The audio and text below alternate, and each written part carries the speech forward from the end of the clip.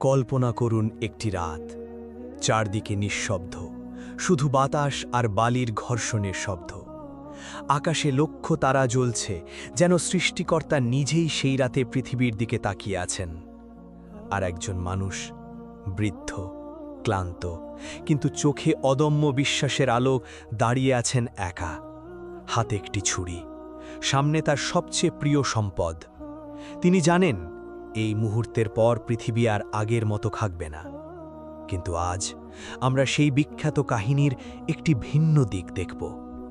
আজ আমরা কথা বলবো তিনজন মানুষের কথা, তিন বন্ধু, যারা একটি ঈদুল আজহার সন্ধ্যায় একটি সিদ্ধান্ত নিয়েছিল, একটি কোরবানি দেওয়ার সিদ্ধান্ত।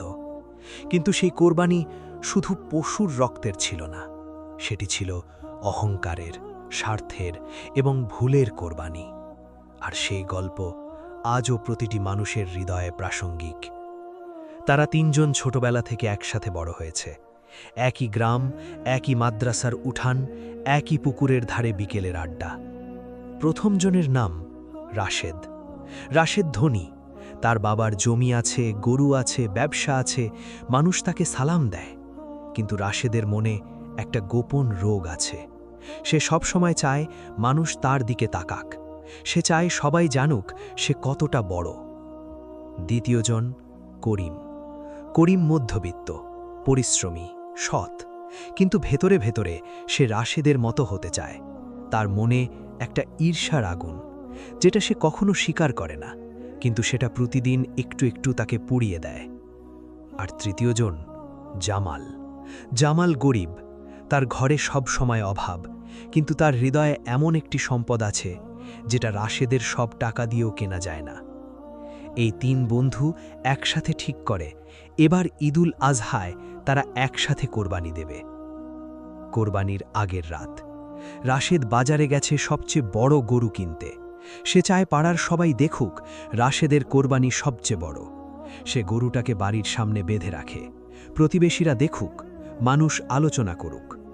সে ঘুমাতে যাবার আগে ভাবে, আজ সবাই বলবে রাশেদের মতো কোরবানি আর কেউ দেয়নি। করিম সেই রাতে তার স্ত্রীর সাথে ঝগড়া করে, এত টাকা কোথায়, রাশেদের মতো বড় গরু কিভাবে কিনব? স্ত্রী বলে, ছাগল দিলেই হবে, আল্লাহ তো নিয়ত দেখেন। করিম রাগ করে বলে, না, রাশেদ যদি গরু দিতে পারে আমিও পারব। সে ঋণ করে একটি গরু কেনে, মনে গর্ব নয়, মনে চাপ, কিন্তু সে সেটা স্বীকার করে না। আর জামাল? জামাল সেই রাতে তার সামান্য সঞ্চয় নিয়ে বসে থাকে। একটাও গরু কেনার সামর্থ্য নেই, একটা ছাগলও কঠিন।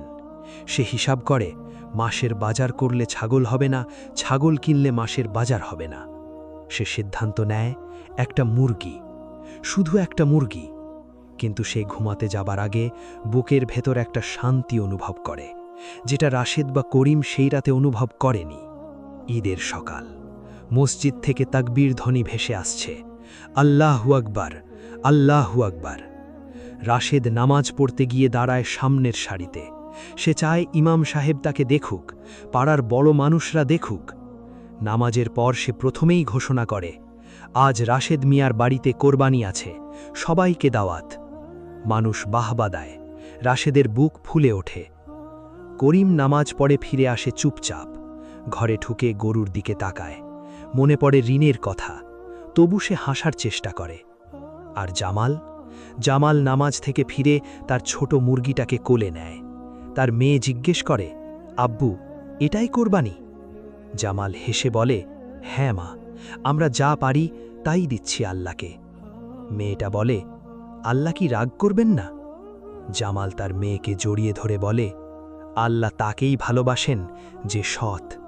আমাদের মুরগি ছোট, কিন্তু আমাদের নিয়ত ছোট না। কোরবানির মুহূর্ত এলো।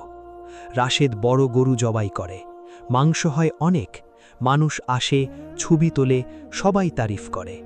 কিন্তু রাশেদের মন যেন কোথাও ফাঁকা। কোরবানির পর সে একা বসে থাকে। হঠাৎ তার মনে পড়ে পাশের গ্রামে একটা দরিদ্র পরিবার আছে, 7 সদস্যের পরিবার। তারা কোরবানির মাংস পাবে কিনা জানে না। রাশেদ কি তাদের কথা ভেবেছিল, নাকি সে শুধু ভেবেছে নিজের নাম আর খ্যাতির কথা? করিম কোরবানি দেয়, মাংস বিতরণ করে। ঋণের কথা মাথায় ঘুরছে, মনে শান্তি নেই, রাতে শুয়ে সে ভাবে, কেন এটা করলাম, কার জন্য? সে উত্তর পায় না। আর জামাল তার ছোট্ট মুরগি জবাই করে, মাংস রান্না হয়, সে তার পরিবারকে নিয়ে একসাথে খায়। তারপর সামান্য কিছু মাংস নিয়ে সে যায় পাশের বাড়িতে, যে বাড়িতে কোনো কোরবানি হয়নি। সেই বৃদ্ধা মহিলা মাংস হাতে নিয়ে কাঁদতে থাকেন। জামাল চুপ করে দাঁড়িয়ে থাকে।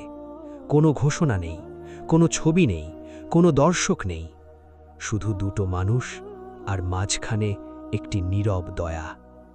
সেই সন্ধ্যায় 3 বন্ধু একসাথে বসে। রাশেদ চুপ, করিম চুপ, জামাল একটু হাসছে। রাশেদ হঠাৎ জিজ্ঞাসা করে, জামাল, তুই শুধু একটা মুরগি দিয়ে এত শান্ত কিভাবে আছিস? জামাল বলে, কারণ আমি জানি আমি কার জন্য দিয়েছি। রাশেদ চুপ হয়ে যায়। করিম মাথা নিচু করে বলে, আমি ঋণ করে গরু কিনেছিলাম, কিন্তু পুরো দিন মাথায় ঘুরছে মানুষ কি ভাববে। জামাল বলে, কোরবানি তো মানুষের জন্য নয় ভাই, কোরবানি আল্লাহর জন্য। এই একটা বাক্য 3 জনের মাঝে যেন একটা নীরব বিদ্যুৎ খেলে গেল। কোরবানির ইতিহাস হাজার বছরের পুরনো।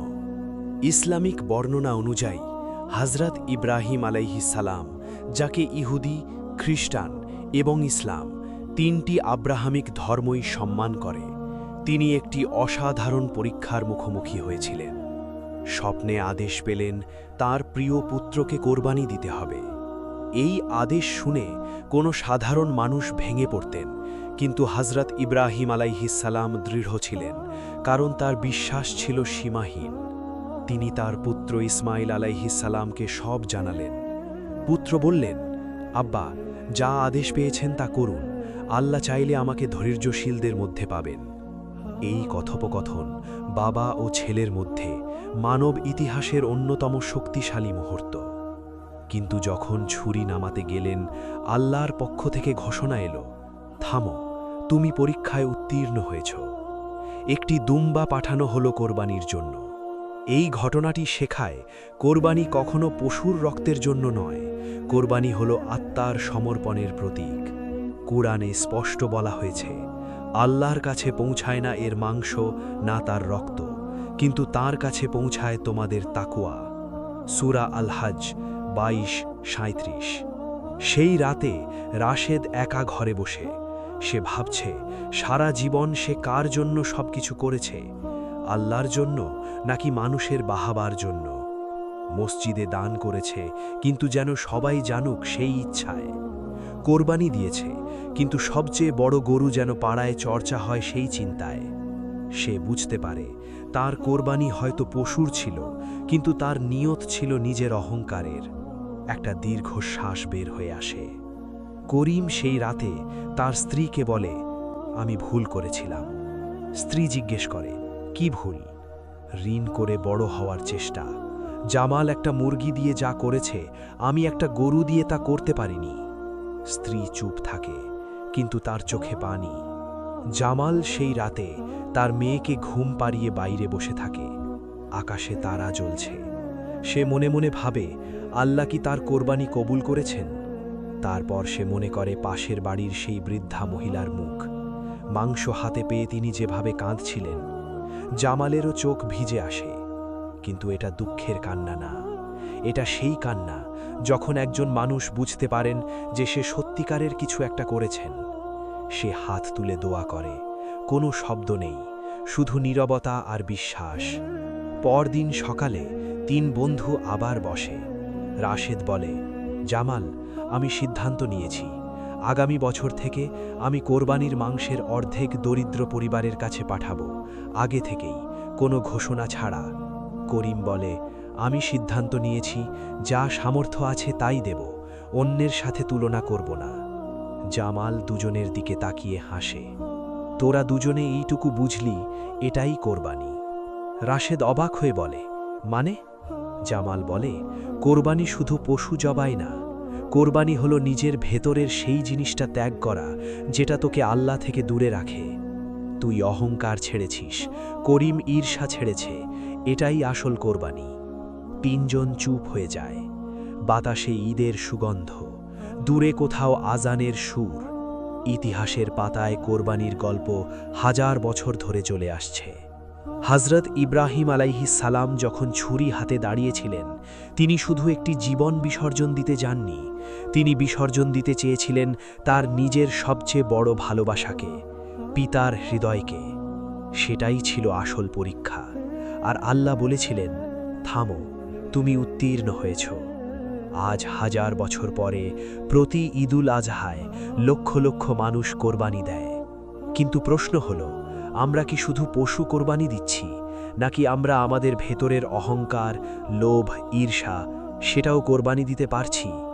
রাশেদ, করিম আর জামাল, 3 বন্ধু, 3 জন 3 ধরনের কোরবানি দিয়েছিল। কিন্তু শেষ পর্যন্ত সবচেয়ে বড় কোরবানি কে দিয়েছে? সে কি যে সবচেয়ে দামি পশু কিনেছে, নাকি সে যে নিজের ভেতরটাকে পরিষ্কার করেছে? আপনি নিজেই উত্তরটা জানেন। কোরবানি একটি স্মৃতি নয়, এটি একটি শিক্ষা। সেই শিক্ষা হলো, আল্লাহর কাছে পৌঁছায় না মাংস না রক্ত, পৌঁছায় শুধু তাকওয়া। আর তাকওয়া মানে আল্লাহকে ভয় করা সেখানেও, যেখানে কেউ দেখছে না।